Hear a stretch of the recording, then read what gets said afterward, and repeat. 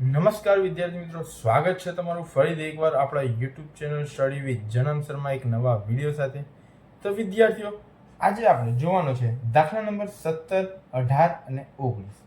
તો શરૂઆત કરીએ દાખલા નંબર 17 થી. દાખલા નંબર 17 શું કહે છે આપણને કે 20 વીજળીના ગોળાઓના જથ્થો 4 ખામીયુક્ત ગોળા ધરાવે છે. એટલે કે કુલ 20 ગોળા છે, એમાંથી 4 ખામીવાળા છે અને બાકીના 16 કેવા છે? સારા. એટલે કે આપણી જોડે ટોટલ 20 ગોળા છે, એટલે આપણા n બરાબર કેટલા થઈ ગયા? 20. હવે આગળ એવું કહે છે કે યાદચ્છિક રીતે એક ગોળો પસંદ કરવામાં આવે છે. ચલો ઘટના લખી દઈએ કે ઘટના એ બરાબર, ધારો કે પસંદ કરેલ ગોળો કેવો હોય? તો ખામી યુક્ત હોય. ધારો કે ગોળો ખામી યુક્ત હોય. કેવો ગોળો હોય? ખામી યુક્ત ગોળો હોય. તો માટે ઘટના એના શક્ય પરિણામ બરાબર હવે ખામી યુક્ત એટલે કે કેવા? ખામીવાળા. તો 4 ગોળા છે, તો 4 એ 4 આવશે. માટે કુલ P ઓફ A બરાબર કુલ શક્ય પરિણામ 4 એના છેદમાં કુલ પરિણામ આપણે લઈ લઈશું 20. તો 4 પંચા 20 એટલે કે 1ના છેદમાં જવાબ આવશે 5. તો આ આપણો આવી ગયો જવાબ. હવે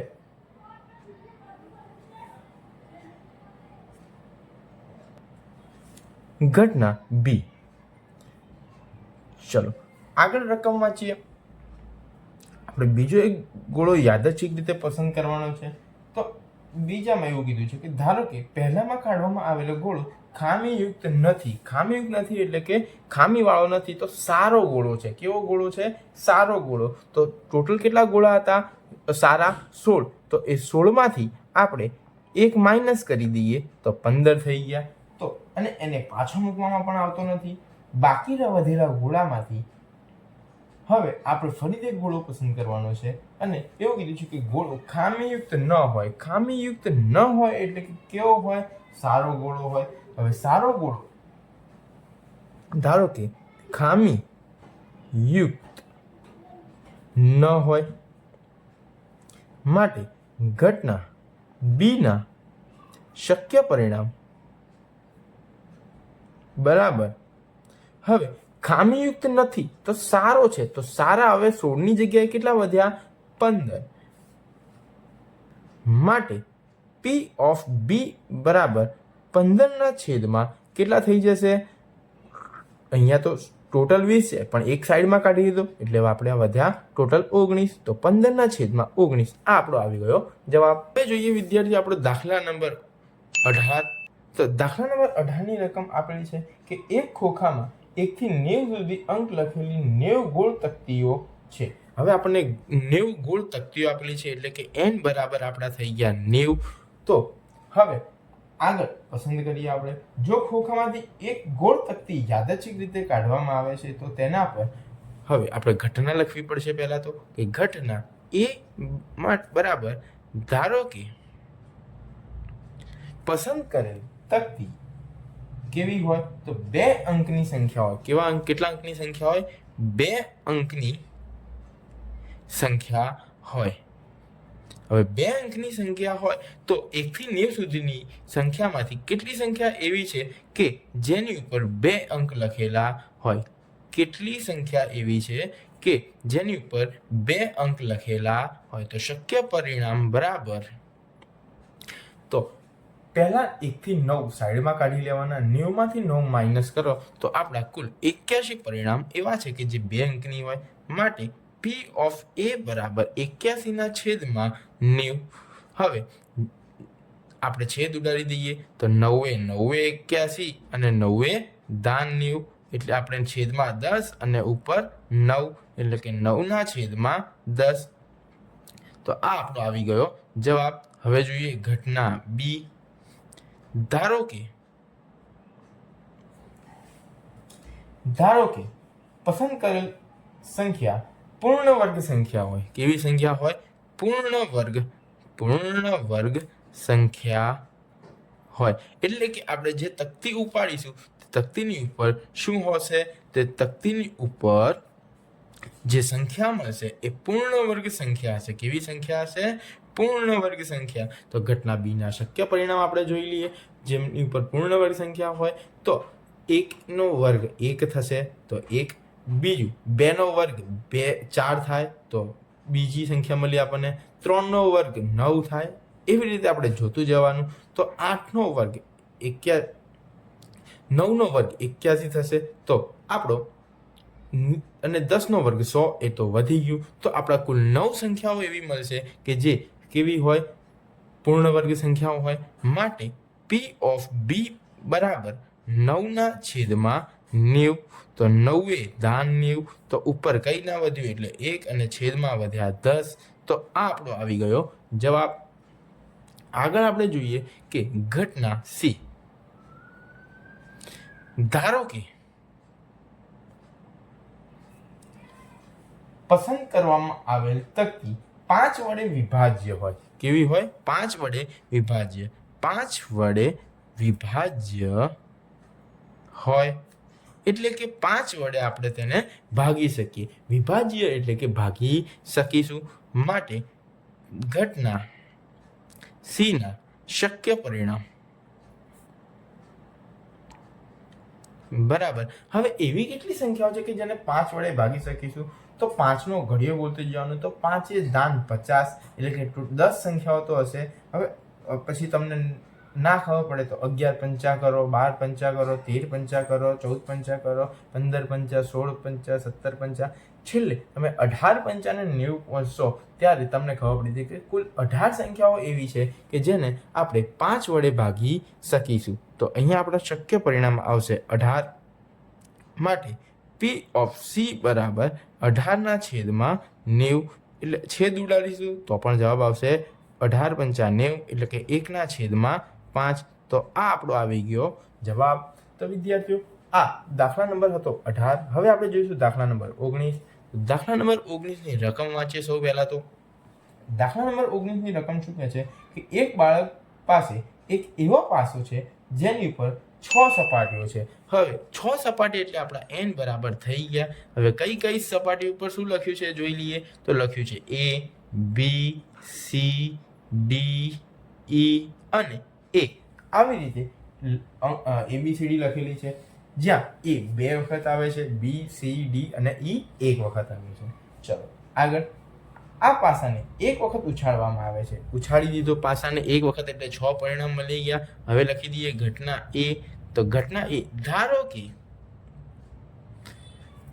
પાસા પર આપણને શું મળશે? તો સૌથી પહેલા A મળે. શું મળે? A મળે.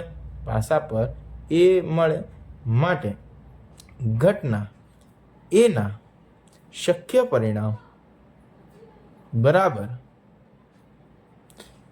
હવે એ કેટલી વખત છે? 2 વખત છે. તો શક્ય પરિણામ પણ આપણા 2 થઈ જશે.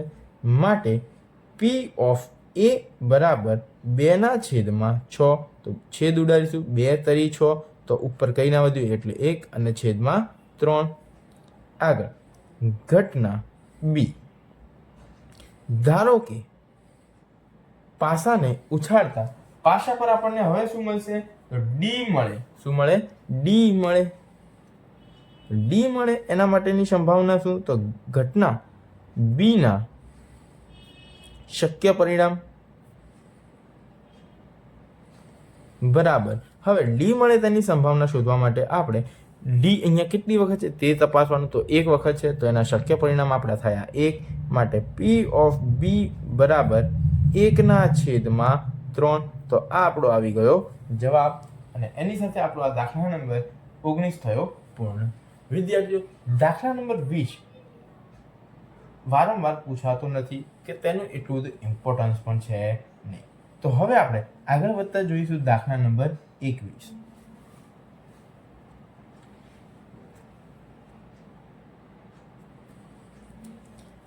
દાખલા નંબર 21 ની રકમ આપણે જોઈએ કે એક જથ્થો 144 બોલપેન ધરાવે છે. તેમાંથી 20 ખામીયુક્ત અને બાકીની સારી છે. 20 કેવી છે? ખામીયુક્ત એટલે કે 20 ખરાબ છે એટલે કે ખામીયુક્ત. અને 144 માંથી 20 માઇનસ કરો તો કેટલી વધશે? તો 132. 124. 124 કેવી પેન છે? સારી.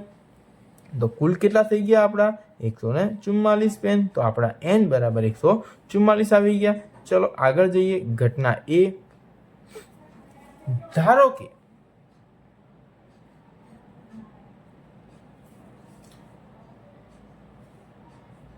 જો પેન સારી હશે તો નૂરી પેન ખરીદશે. શું કીધું છે?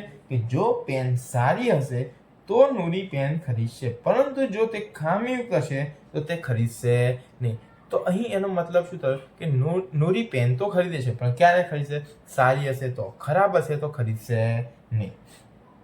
પછી કીધું છે આગળ કે દુકાનદાર યાદચ્છિક રીતે એક પેન બહાર કાઢે છે અને તેને આપે છે. ચલો, નૂરીને પેન, દુકાનદારે પેન આપી. હવે પેન આપ્યા પછીની સંભાવના કઈ શોધવાની છે? તો તે પેન ખરીદશે. હવે નૂરી પેન ક્યારે ખરીદશે? કે જ્યારે તે પેન કેવી હશે? સારી હશે તો તે પેન ખરીદશે. તો અહીંયા આપણને પહેલી સંભાવના શોધવાની છે. ધારો કે નૂરી પેન ખરીદશે. શું કરશે? ખરીદશે. હવે ખરીદશે ત્યારે જ્યારે પેન કેવી? સારી હોય. તો ઘટના એના શક્ય પરિણામ બરાબર. તો સારી કેટલી છે? 124. તો અહીંયા આપણે એના શક્ય પરિણામ લખી દઈએ 124. માટે P ઓફ A બરાબર 124 છેદમાં 144. ચલો છેદ ઉડાડતા શીખી લઈએ. 2 વડે છેદ ઉડાડ. સૌથી પહેલા 2 વડે ભાગવાના, તો આપણો જવાબ આવશે 72. અહીંયા 2 વડે ઉડાડીએ તો આવશે 62. હજી 2 વડે ઉડાડીએ તો આપણો જવાબ આવશે 36. અહીંયા 2 વડે ઉડાડીએ તો જવાબ આવશે આપણો 31. આપણો જવાબ મળી ગયો 31 છેદમાં 36. કેમ? તો 31 એ અવિભાજ્ય સંખ્યા છે, તેને ભાગી શકાય નહીં. માટે આપણે પછી આપણને કીધું છે કે ઘટના બીજી શોધવાની છે. ઘટના બી, ધારો કે તે પેન નહીં ખરીદે. પેન નહીં ખરીદે એટલે શું? તો પેન નહીં ખરીદે. હવે પેન ક્યારે નહીં ખરીદે? તો જ્યારે પેન ખરાબ હશે તો નહીં ખરીદે. માટે ઘટના બીના શક્ય પરિણામ બરાબર. તો ખરાબ કેટલી હતી? 20. તો 20 પેન એવી છે કે જે ખરાબ છે, તો નૂરી ખરીદશે નહીં. માટે P ઓફ B બરાબર 20 છેદમાં 144. ચલો છેદ ઉડાડીએ તો 72 દુ 144 અને 10 દુ 20. હજી છેદ ઉડશે તો 36 દુ 72 અને 5 દુ 10. હવે એવી કોઈ સંખ્યા નથી કે જેના ઘડિયામાં 5 પણ આવે અને 36 પણ આવે. તો આપણો જવાબ આવી ગયો 5 છેદમાં 36. તો આ હતો આપણો દાખલા નંબર 21. તો વિદ્યાર્થીઓ, આશા રાખું છું કે તમને આ વિડીયોમાં સમજણ પડી હશે. જો વિદ્યાર્થીઓ તમને દાખલામાં સમજણ પડી હોય તો વિડીયોને લાઈક કરો, શેર કરો અને ચેનલને સબસ્ક્રાઈબ કરવાનું ભૂલશો નહીં.